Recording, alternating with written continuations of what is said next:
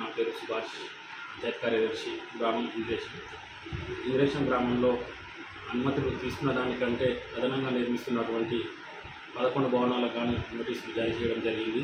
గతంలో ఆల్రెడీ అక్కడ చేపడుతున్న పనులను నిలిపివేత చేయడం కూడా జరిగింది. అయినప్పటికీ కొద్దిమంది వినకుండా అదే యథావిధిగా పనులు కొనసాగిస్తున్నారు. కాబట్టి అటు నిర్మాణాలను నిన్నటి నుంచి కూల్చివేయడం జరుగుతుంది.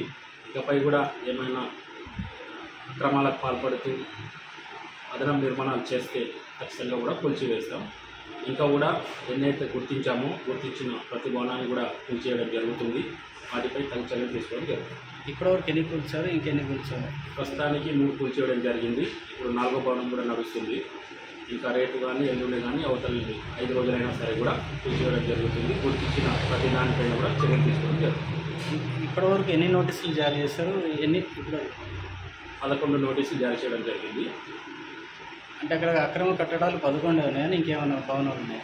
ప్రస్తుతానికైతే 11 గుర్తించడం జరిగింది. గుర్తించిన వాటికి నోటీసులు జారీ చేయడం.